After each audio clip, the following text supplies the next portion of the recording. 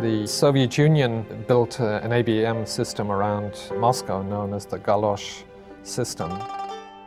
And it's interesting that in the early strategic writings, they give enormous weight to the mission of ballistic missile defense. This is absolutely critical because unless you can solve that problem in a way, it's going to be very difficult to win a nuclear war. They had built earlier a very expensive air defense system around Moscow.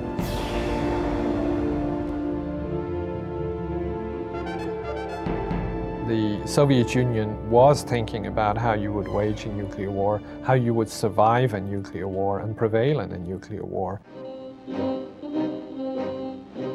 With the revelation of the actual defense system in a May Day parade, there was great concern that defense systems of this sort were going to be built in large numbers and spread around the Soviet Union.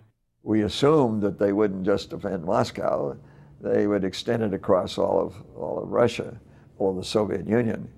And we had to think about how would we respond to that. For McNamara, a Soviet ABM system would challenge the policy of assured destruction.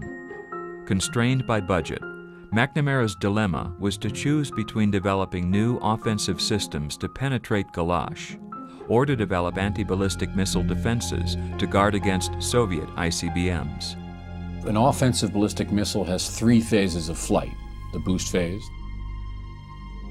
the mid-course phase, and the terminal phase.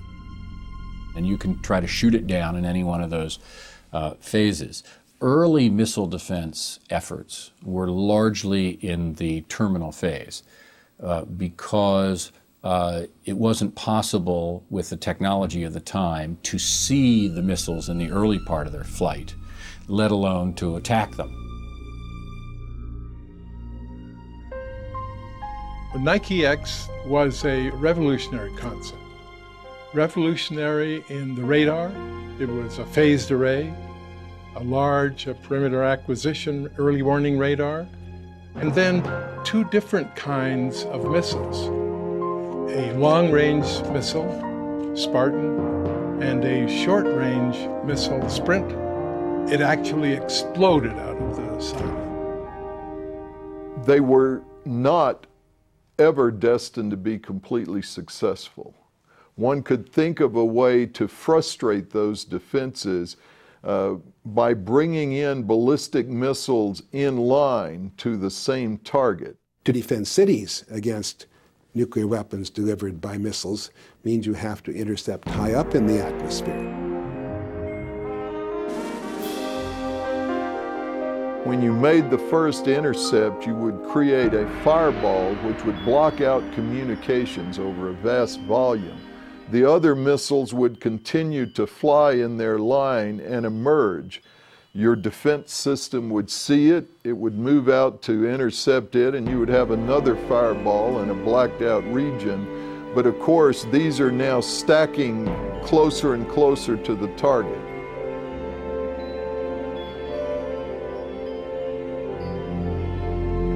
They can ladder down in order to hide incoming warheads behind other warheads. And for those reasons, we've never been able to implement a defense of cities, and that's the real problem, to defend our values against nuclear attack. McNamara was confronted with technical challenges to ballistic missile defense, as well as its cost-effectiveness. In 1964, a study of defenses was prepared for Harold Brown, the Director of Defense Research and Engineering. At the then state of ballistic missile defense, it didn't make sense to mount a big ballistic missile defense program.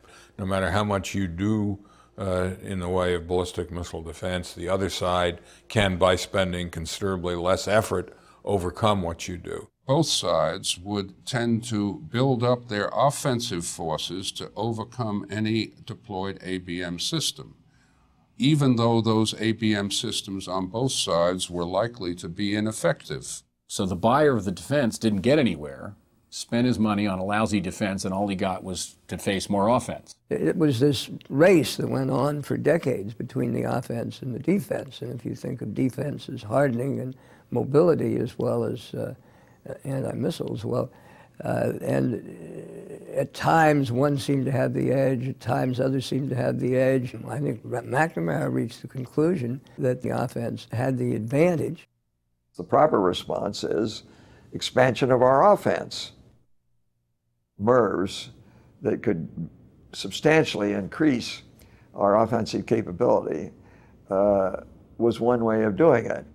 The approach that was taken by the Navy was to develop a very small reentry vehicle, a reentry body, carrying a small nuclear warhead that could be put in large numbers on the front end of a submarine-launched missile. This was the birth of what we call Poseidon. Multiple reentry vehicles evolved into multiple independently targeted reentry vehicles. MIRVs would essentially multiply the number of nuclear warheads the U.S. could deliver in a strategic attack. By August 1968, MIRVs were successfully tested with the Air Force's Minuteman. I initiated, or at least approved, the research development of MIRV technology. And I think I was wrong. McNamara thought he was wrong because he was worried about an arms race between the superpowers, what he called an action-reaction phenomenon. Despite his budgetary efforts to limit the growth of nuclear weapon systems, pressure continued to mount for an anti-ballistic missile defense. President Johnson felt that something had to be done to protect the people. The president called for the deployment of a Sentinel. Sentinel was to provide area coverage of the U.S. The arguments against it were based mainly on the recognition that the Soviet forces were so numerous that any defense deployment of the Sentinel type was likely to be overwhelmed. The announcement to deploy Sentinel launched a new debate. Experts from outside the Pentagon weighed in on the deficiencies of ABM, underscoring that no such system could provide a leak-proof area defense of cities.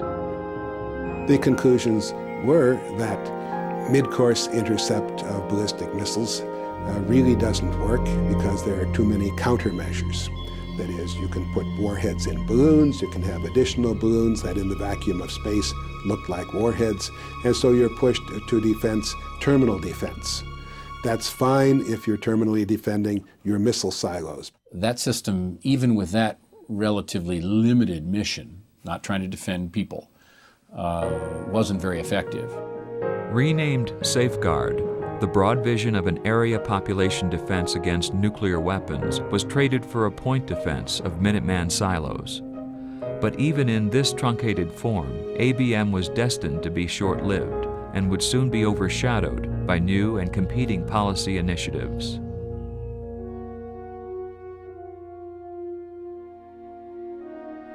The decade of the 1960s is a crucial one for public responses to nuclear weapons.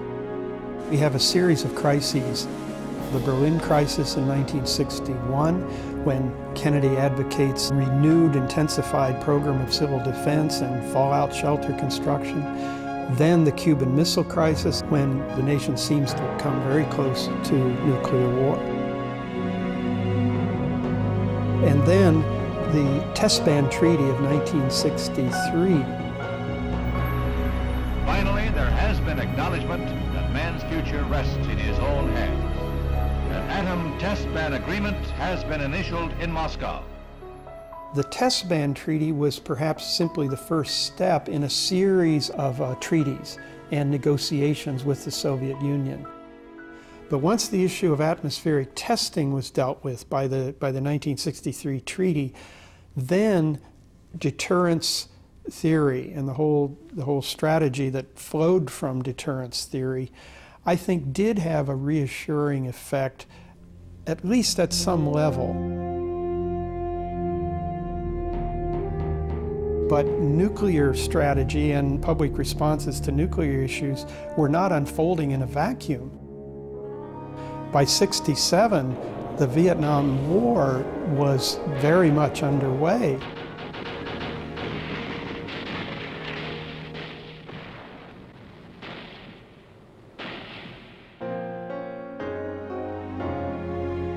And public attention and activist energies were increasingly focusing on Vietnam.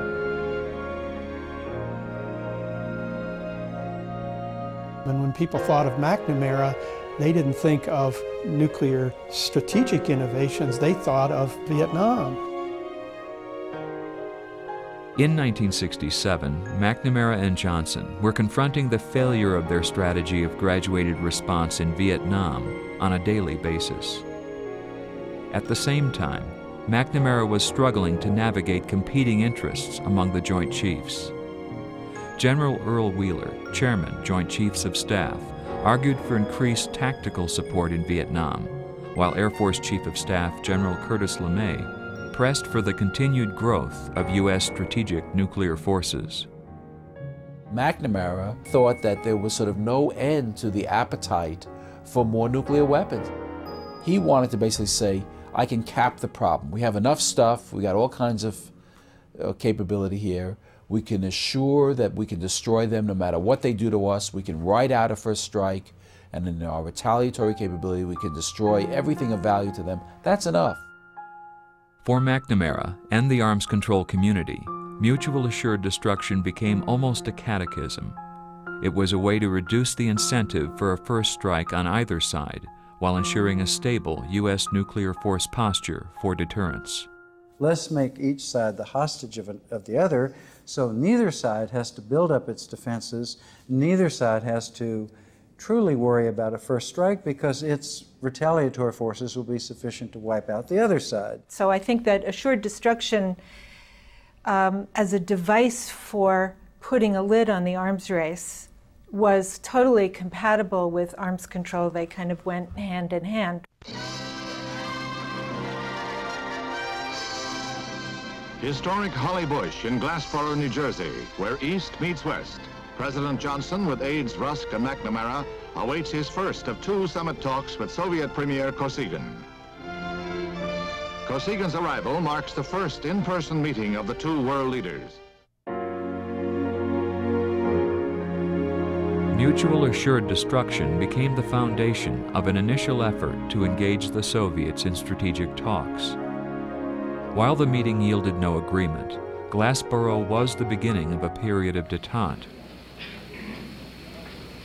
In January 1969, détente would become the centerpiece of the Nixon administration. The new president and his national security advisor, Henry Kissinger, sought to reduce Cold War tensions by increased diplomatic, commercial, and cultural contacts with the Soviets, and especially through strategic arms control. Nixon and Kissinger were very concerned that we needed negotiated arms control, not just for sort of a peaceful world, but to use it as a diplomatic tool to slow down the growth of Soviet systems, because we were not going to match them. Therefore, it's very important to maintain stability. And how do you maintain stability? You maintain stability by trying to have a workable relationship with the other side. And that's what détente was.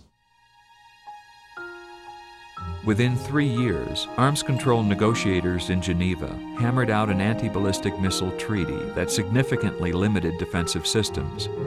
The talks also yielded SALT I, otherwise known as the Interim Agreement, temporarily capping the numbers of offensive missile launchers. The ABM Treaty was designed to enshrine, to institutionalize, as it were, mutual assured destruction. But it included one additional element. It included an estimate of technology that both sides basically had concluded that at that time, deployment of ABM systems was not going to be militarily effective. I think détente was an attempt to both calm things down and also to allow, strangely enough, to allow us to keep on building systems. The interim agreement was largely thrown together by Nixon and Kissinger at the summit. It was intended to be a cap on the ICBM and SLBM forces of the two sides at the level at which they then were. Once we had an arms control treaty which limited missile carriers rather than warheads, then it was inevitable that we moved towards MIRVs, and did. We moved forward with arms control and détente on the one hand, while on the other hand, going right ahead with MIRVed missiles and going through several generations of MIRVed missiles. Then the side that deployed MIRVs would gain a huge advantage over the side that did not have them. And so both sides ended up deploying them. And we went very, very short amount of time from 1,000 warheads to 10,000 warheads, primarily as a direct consequence of the SALT Treaty. Prior to SALT I, you had basically an unrestrained arms race. After SALT I, the arms race just went into another channel, that of missile growth and MIRVs and improved accuracy and that sort of thing. The search for a new Strategic Arms Limitation Agreement began in 1974 as both sides quietly continued to modernize their nuclear forces. We were determined that in drafting the American version of what would be the SALT II treaty, that we would try to correct some of these things. The concept of assured destruction and the fact of détente did lull people into feeling that the nuclear arms race wasn't that dangerous and there wasn't really any need to pay much attention to it. If the threat of war with Russia is diminished, that means the threat of atomic destruction, global thermonuclear war, is diminished as well. So détente is crucial to understanding America's nuclear history in the 70s. Both you and Secretary Laird have stressed the need for superiority over the Soviet Union. How do you distinguish between the validity of that stance and the argument of Dr. Kissinger for what he calls sufficiency? Here again, I think the semantics may offer an inappropriate approach to the problem. Our objective is to be sure that the United States has sufficient military power to defend our interest. I think sufficiency is a better term, actually, than either superiority or parity. When they announced the policy of strategic sufficiency in January 1969, Nixon and Kissinger appeared to accept that nuclear parity with the Soviets was a fact of life. Immediately following the announcement, Kissinger launched several interagency studies evaluating U.S. military posture and the balance of power. The objective was to develop alternative military strategies.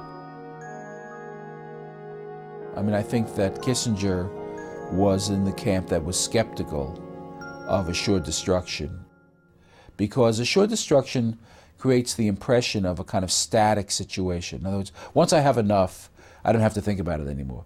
But this is an evolving situation. It's dynamic. The defects of mutual assured destruction were quite clear even beforehand. The studies that we did at RAND emphasized that the capacity for extended deterrence was diminishing simply because we would be self-deterred if we continued to talk about a massive SIOP-like strike at the Soviet Union. There was a real question over whether, as de Gaulle put it, the U.S. would risk destruction of Washington or New York in order to save Paris or Berlin. In response to this question, Schlesinger argued that traditional answers are no longer satisfactory, and he recommended exploring the sub-SIOP class of options. So the notion was one would use nuclear weapons to strike in a limited area. That would convey to the Soviets that indeed we were serious and we were ready to respond. Schlesinger, as an analyst at the RAND Corporation, was much more of the view that nuclear weapons had to be finely calibrated. He was very highly differentiated in his views of nuclear weapons. Meanwhile, at the National Security Council, Kissinger recommended additional study for the kinds of situations which the president might actually face in a crisis. Specifically, it should examine more discriminating options than the present SIOP. When we were consulting with Henry Kissinger in 1969, we argued that they ought to have a presidential reserve force, which would be these limited options. The top leadership, everybody, including Schlesinger, always thought in terms of limited options and always had a struggle with that because the planning and the hardware were set primarily by the big options. I think there was a desire from the earliest SIOPs to have smaller options, and so there were, quote, smaller options, but they contained many hundreds of weapons, and so they were not small at all. And so the structure of the SIOP itself was such that you had small options, but they were embedded within larger options, embedded within larger options. And so at multiple hundreds of weapons in the small options, there was every chance of bringing a massive response. If you're the Russians and a small option were executed, you had a strike by ICBMs, and then 5 hours later you had the SLBMs, and then 18 hours later the bombers came roaring, and it looked like 3 separate attacks. For us, it might seem very, very specific, very carefully calibrated. For them, it might look like we were going to take out the entire society. Fears about a diminished U.S. capacity for extended deterrence would soon be addressed by improvements in the accuracy of Minuteman. We had been pressing for more accurate weapons so that we could be assured that we could pluck out this target or that target without a major impact on the surrounding life, what was generally referred to as collateral damage. Technologists love this because the idea now was to make weapons that were more accurate, faster to fire. I think the technologists have driven a lot of this stuff. I mean, we could make this kind of a ballistic missile, therefore we did. Therefore, the policy people said, gosh, this would fit in very well with how we're thinking. But the improvements of accuracy were a normal consequence of the technology and of the military views about what's valuable. And they didn't derive from any great strategic thinking. Many other people read the improvements in accuracy in a different way. I remember the day in June of 1970 when the United States announced that it was going to go ahead with MIRVs. We came to a fork in the road where we could go with assured destruction and arms control and limits, or we were going to push forward with nuclear warfighting.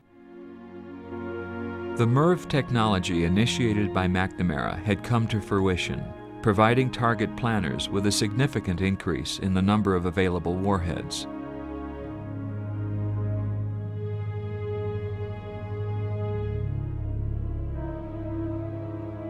The rapidly retargetable and highly accurate MIRVed Minuteman III also contributed to a revival of counterforce in strategic thinking.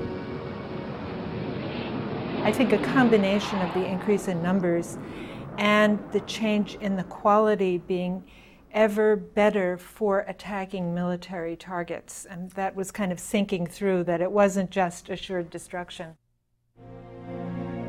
On January 10, 1974, the now Secretary of Defense, James Schlesinger, introduced the policy underlying National Security Decision Memorandum 242, or NSDM 242. The new policy was quickly dubbed the Schlesinger Doctrine.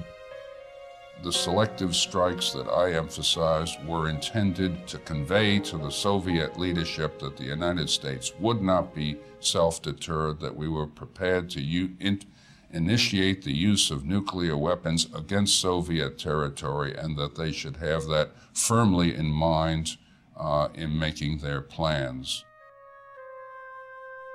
We had, for the first time, an open statement by a U.S. Secretary of Defense that the United States did not merely have a mutual assured destruction policy, but actually wanted to have and did have and was trying to acquire and improve warfighting capabilities. The warfighting capability, it was not intended to fight a war, it was intended to strengthen deterrence. Within a month of Schlesinger's public announcement, NSDM 242 prompted 4 major actions to increase the options available to the President. The new declaratory policy also briefly renewed public fears of thermonuclear war. But concerns about a shift toward a posture of nuclear war fighting were overshadowed by the administration's continued progress in arms control and the promise of détente. Some people had always thought that this was like the priesthood just debating among themselves. It really had no operational significance. Others said, no, you're not right, that this will have an effect on thinking in key elements of the civilian and military leadership, and it will make the use of nuclear weapons more likely. Making war more likely. That was not our view. We thought that it would make war less likely.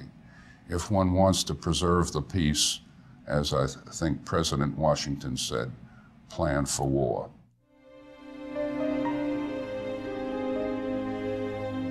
For many, the signing of the Anti-Ballistic Missile Treaty and the Interim Agreement in 1972 came to symbolize the essential stillness of the Cold War, where each nuclear adversary sought to limit the strategic arsenal of the other.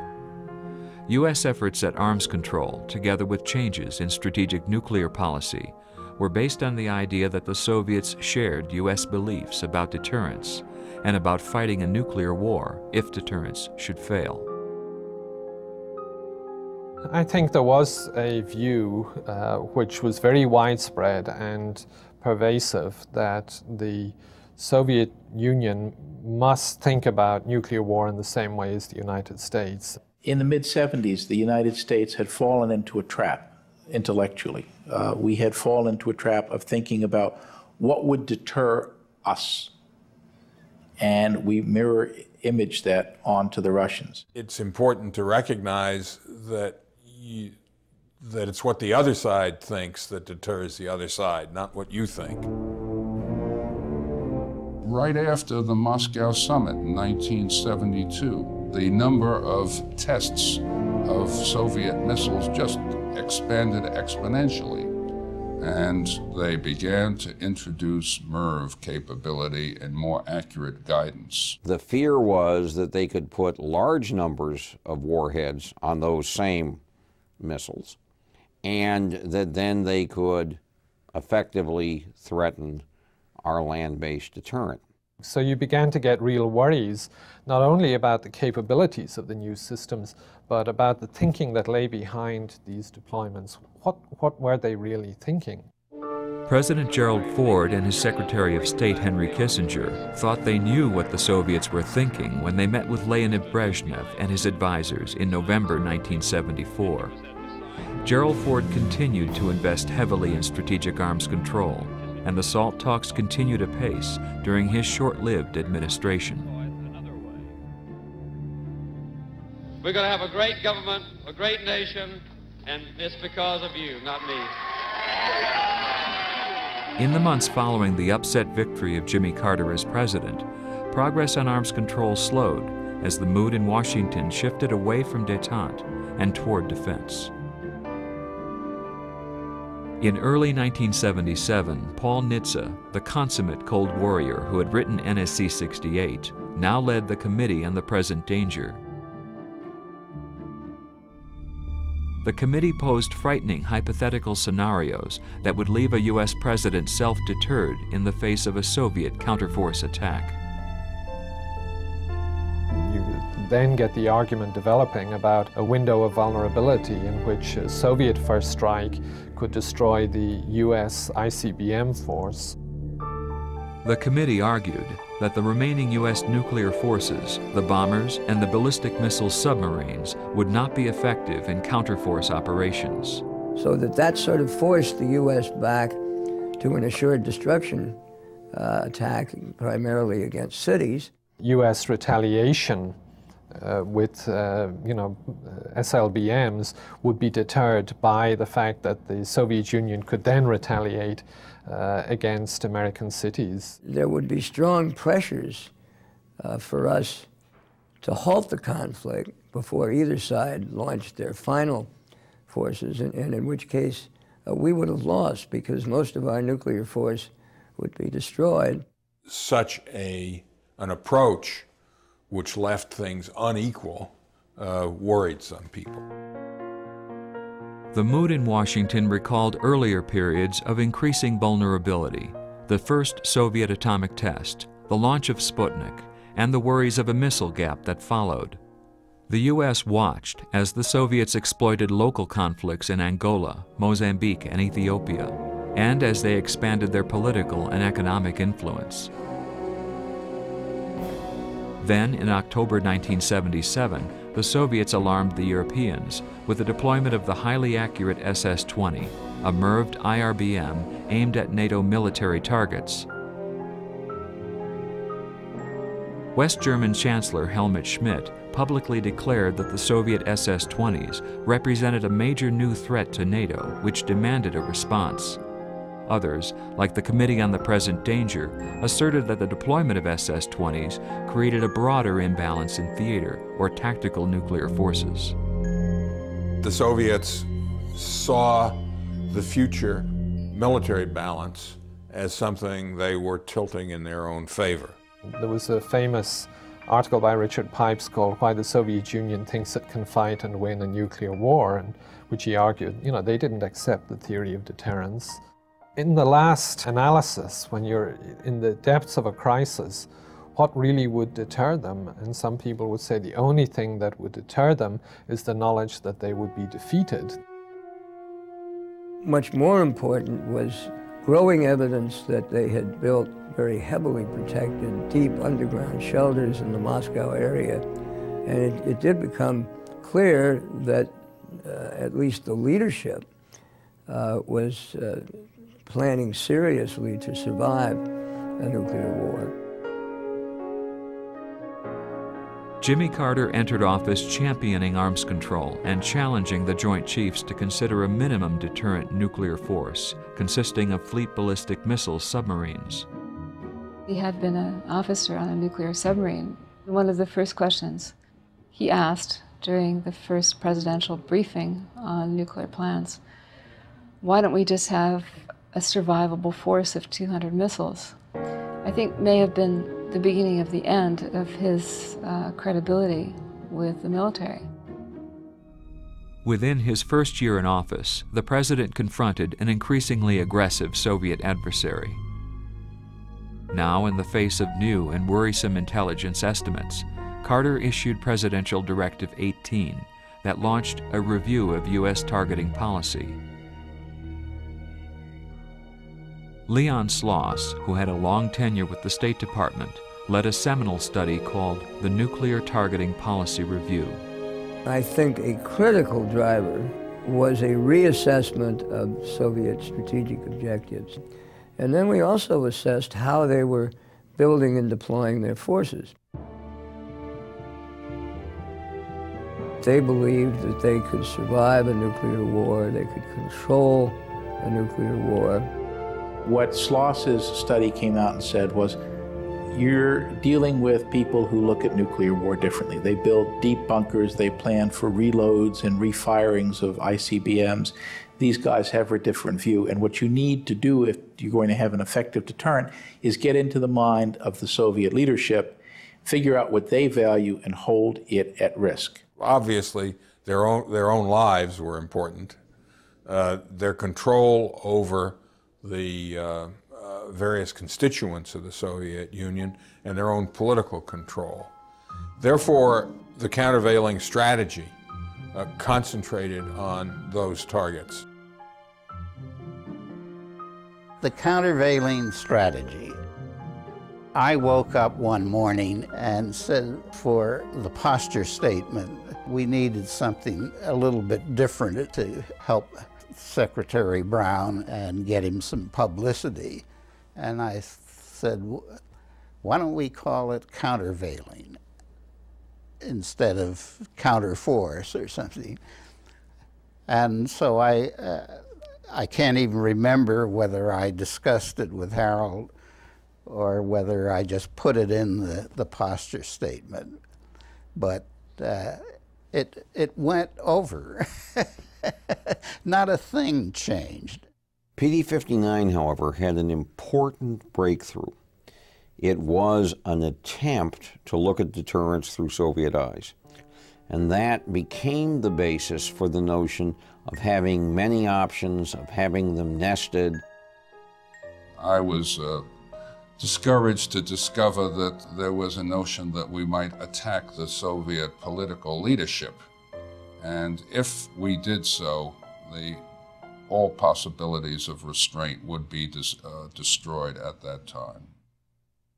On the other hand, if leadership on the other side is convinced that, well, things may go badly, but we'll survive in the end, that's not as much of a deterrent as the thought that if things go badly and if we can't reach a settlement before almost everybody before tens of millions of people get killed, you're not going to be able to survive personally. This is the Harold Brown, we're not going to win a nuclear war. We know that. We need to make sure the Soviet leaders understand the same thing. In an era of strategic nuclear equivalence, the U.S. sought to deny the Soviets any possibility of victory by remaining capable of fighting successfully. PD-59 signaled a decisive shift away from the policy of mutual assured destruction toward a posture of nuclear war fighting. But I think it was very clear in Harold Brown's mind that the purpose of this was to influence the Soviet decision maker, not to fight a nuclear war. I never read PD-59 to say we expected to win. We read PD-59 as saying that we were to terminate hostilities on circumstances favorable to the United States. That's quite different from winning.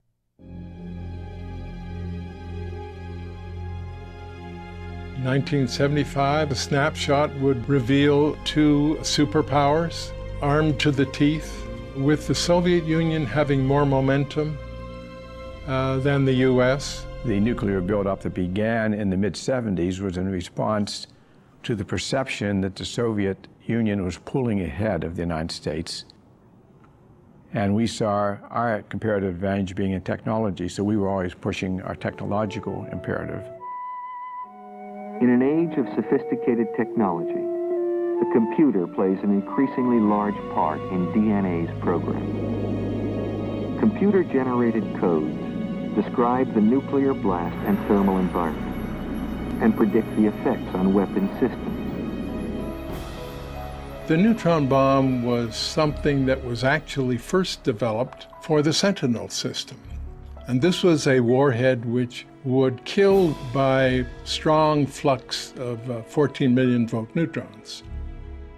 But once one realized that the kill was produced by neutrons, people began to think about the possibility of killing people and not equipment or not facilities. Particularly in relation to the hypothetical use selectively in Western Europe. Tests were aimed at defining and solving the problems of tactical nuclear warfare. Could troops and vehicles move through the terrain in the wake of a tactical weapons blast? The problem there was how do you defeat mass tank invasions without destroying all the villages, which are about a mile or so apart throughout Central Europe. If you do it with neutrons, the idea was you can go to much lower yield and leave the villages and their inhabitants unscathed, relatively speaking. None of this would be very clean, and still get at the tank crews. It's making nuclear weapons seem less threatening if they come to seem more like conventional weapons and actually can be used in theater operations rather than just to destroy cities.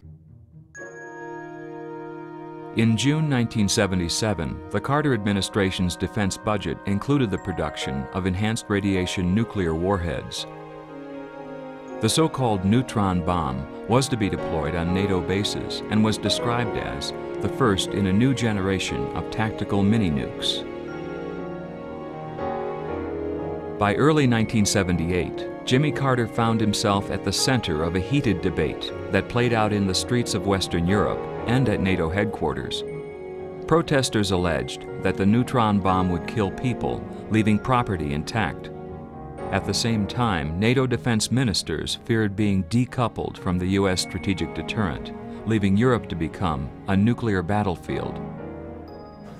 Under intense public pressure, Carter suspended production and deployment of neutron weapons. The neutron bomb, in terms of public opinion, was definitely a non-starter, and it contributed to what was a new wave of anti-nuclear activism.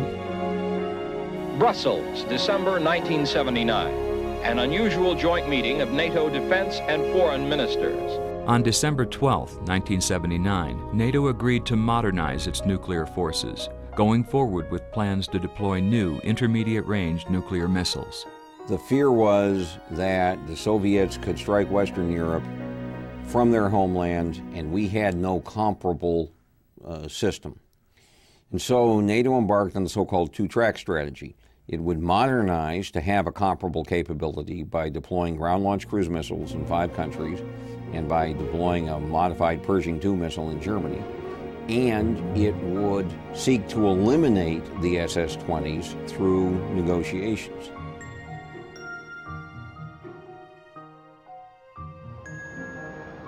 But no sooner had the two-track decision been made, the Soviets then invaded Afghanistan.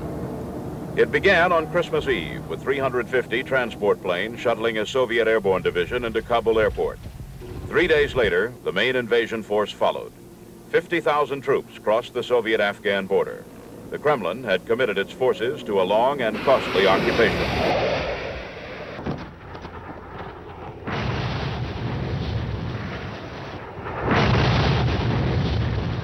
Neither the United States nor any other nation which is committed to world peace and stability can continue to do business as usual with the Soviet Union. The invasion led to a suspension of talks with the Soviets on intermediate-range nuclear forces in Europe, and it forced Jimmy Carter to withdraw SALT II from consideration by the U.S. Senate. The treaty had been the centerpiece of Carter's efforts to reinvigorate détente. Its withdrawal dealt a sharp blow to the president. And I think Carter just saw that it was hopeless, and rather than suffer a defeat which I think he felt would be harmful to arms control itself, he withdrew the treaty. Without a strategic arms limitation agreement, Carter was left with the largest peacetime military buildup in history, which he had initiated with the 1980 defense budget. For many Americans, the Soviet occupation of Afghanistan marked the end of détente and the beginning of a second Cold War, with a new and more virulent nuclear arms race. I had this image in my mind of successive generations of increasingly sophisticated warfighting systems. We were not rejecting nuclear deterrence. We were not necessarily rejecting mutual assured destruction. We were only rejecting the tightening of a tripwire that was actually being created to make nuclear war more likely deliberately. With the proposal by Forsberg of a nuclear freeze it in place, had the wonderful appeal of simplicity. It was easy to grasp. It was such a moderate appeal for a radical campaign, and it was contrasted with this radical rhetoric of the president. How do you do? Sam? Mr. President, what do you see as the long-range intentions of the Soviet Union? I don't have to think of an answer as to what I think their intentions are. They have repeated it, that the only morality they recognize is what will further their cause, meaning they reserve unto themselves the right to commit any crime, to lie, to cheat, in order to attain that, and that is moral. When his administration came in, the Reagan people said, no, this is an evil empire. The only way you can deal with it is through strength. Initially, the response of the Reagan administration was to be suspicious of arms control, to not have an interest in it. And the argument was, we are inferior to the Soviets in nuclear weapons. We cannot negotiate from a position of inferiority. Ronald Reagan led a neoconservative contingent into office in 1981. Like himself, many of his advisors were former members of the Committee on the Present Danger, and they continued to believe that the U.S. remained strategically vulnerable. Secretary of Defense Caspar Weinberger moved quickly to establish a program of strategic modernization, adding $33 billion to Jimmy Carter's record defense budget. Part of the Reagan campaign was to convince the Congress, who had to appropriate the money. Soviet military power used colorful prose, and it used the worst possible case, indeed stretching some points about what the Soviet Union was doing. Nothing was underestimated. I am announcing today a plan to revitalize our strategic forces and maintain America's ability to keep the peace well into the next century. First, I have directed the Secretary of Defense to revitalize our bomber forces by constructing and deploying some 100 B-1 bombers. Second, I have ordered the strengthening and expansion of our sea-based forces. Third, I've ordered completion of the MX missiles. Ronald Reagan had made the MX missile the centerpiece of the largest military buildup in U.S. history. Meanwhile, massive anti-nuclear demonstrations were occurring throughout Western Europe in protest of NATO's plans to deploy new intermediate-range U.S. missiles. Public protests in Europe had a tremendous effect in pushing the United States forward to pursue an INF agreement. The United States is prepared to cancel its deployment of Pershing II and ground-launched missiles if the Soviets will dismantle their SS-20, SS-4, and SS-5 missiles. This would be an historic step. The proposal, known as Zero Option, was praised in some quarters as bold and politically brilliant, but others saw it as disingenuous. The administration was asking the Soviets to dismantle hundreds of new weapons in return for a U.S. agreement not to deploy a missile force that had not yet been built. The American and Russian ambassadors have decided that they'll meet alternately at each other's mission, initially twice a week. The INF talks began in late 1981, but made little progress. Until the arms race ends, until we have real peace with real justice, we will not go home and be quiet. We will go home and organize. By the spring of 1982, the nuclear freeze movement was spreading across the United States and culminated with a rally in New York's Central Park that many would call the biggest protest in American history.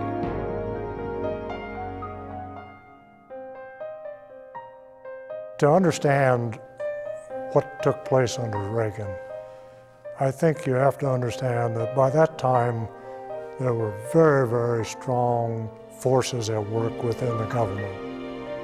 President Reagan hated nuclear weapons. President Reagan would like to have been the president that went down in history as getting rid of nuclear weapons. The Secretary of Defense hated any kind of concession to the Soviets. The Secretary of Defense thought we needed more nuclear weapons. The Reagan administration, I think, was dissatisfied with the thought that the U.S. might not win a thermonuclear war. There was certainly a rhetorical change in that Reagan and Secretary Weinberger talked about prevailing. From the beginning, the hallmark of the Reagan administration was peace through strength. Even as calls for a nuclear freeze grew louder in the fall of 1981, Ronald Reagan directed changes in top-secret guidance for the use of nuclear weapons. National Security Decision Directive 13 stated that we must be prepared to wage war successfully, and that the United States and its allies must prevail.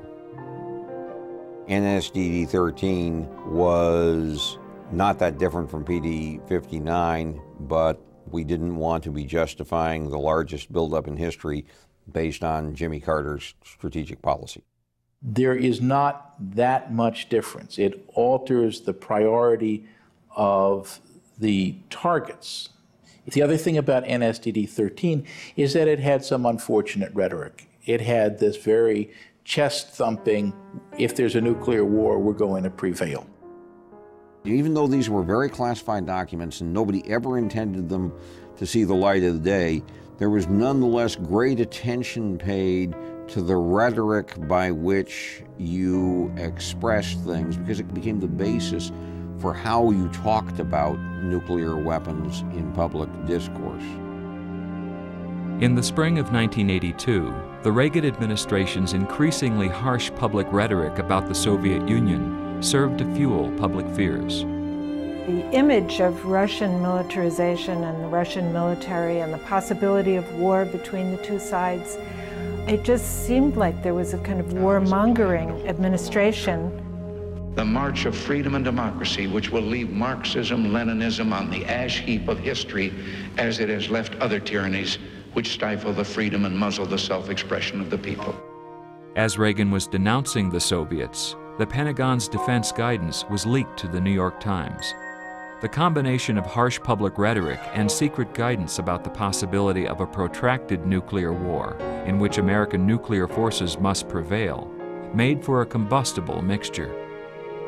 We worked very hard to get declaratory policy down right. That was the era of the nuclear freeze, the nuclear protest, and we had to explain what we were doing to our own people. Nobody knew what prevailing meant.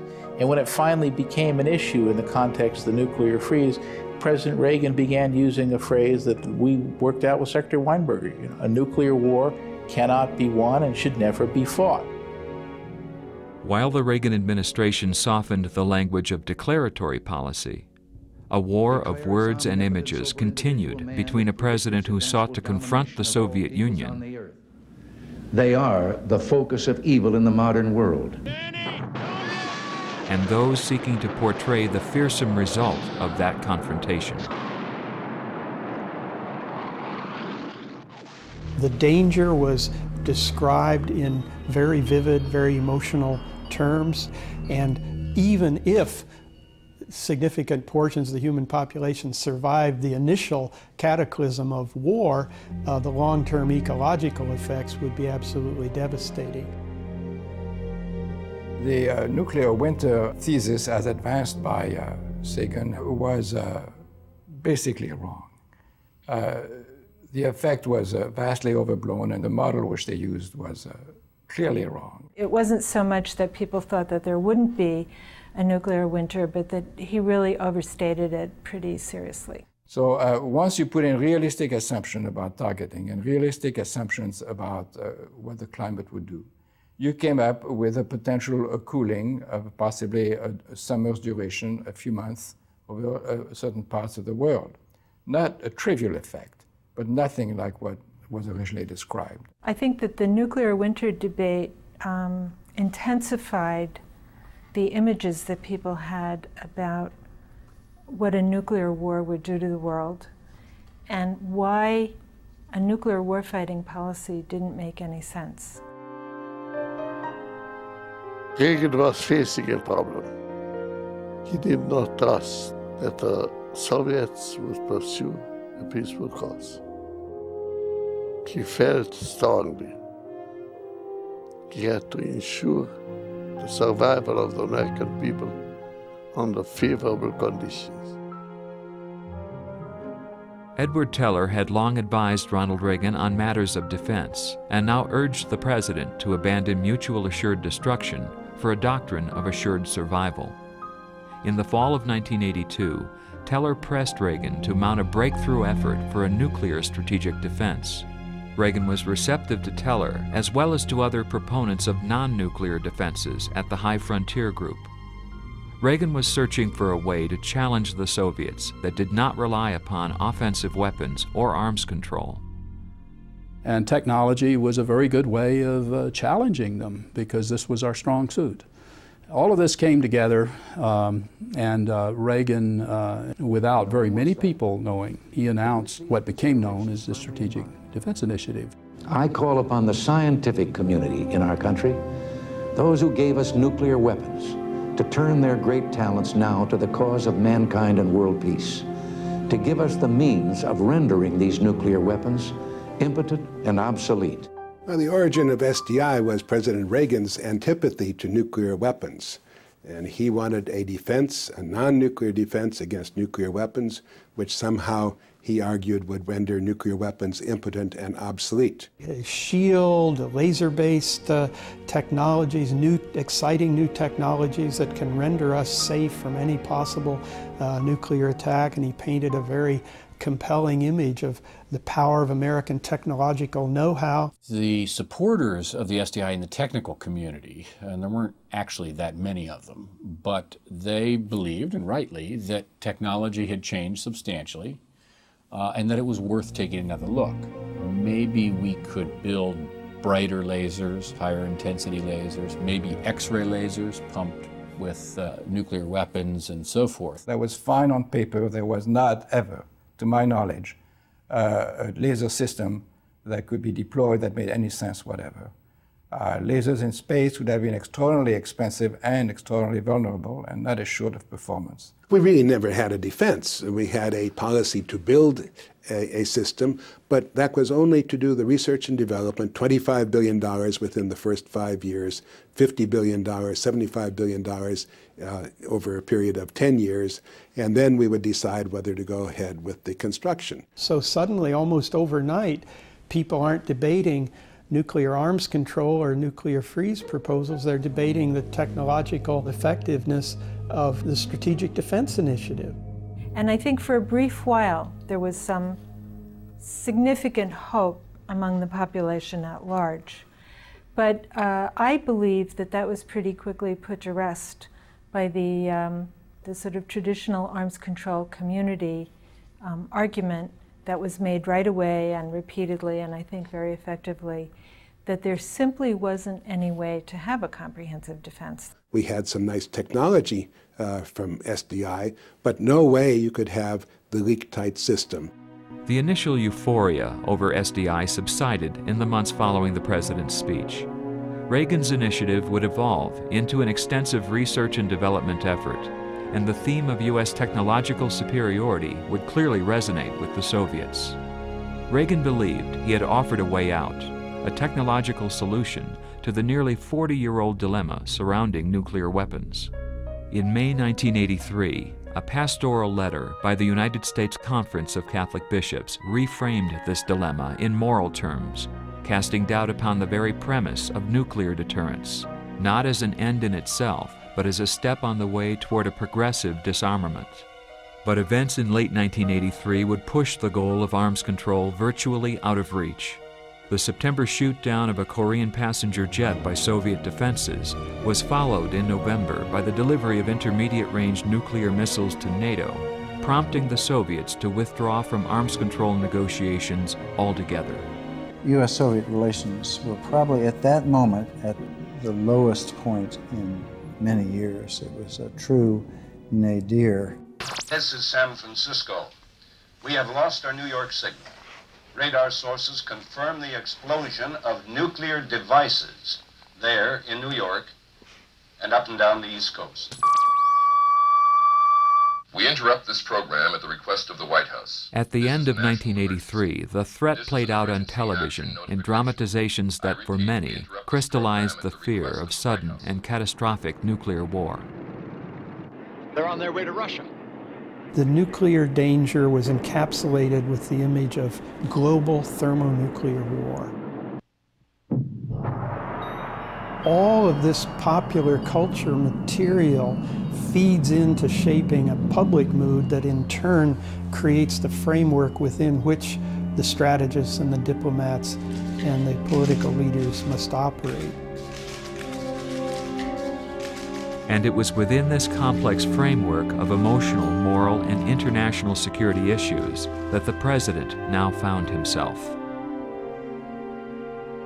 It was a very uncertain time.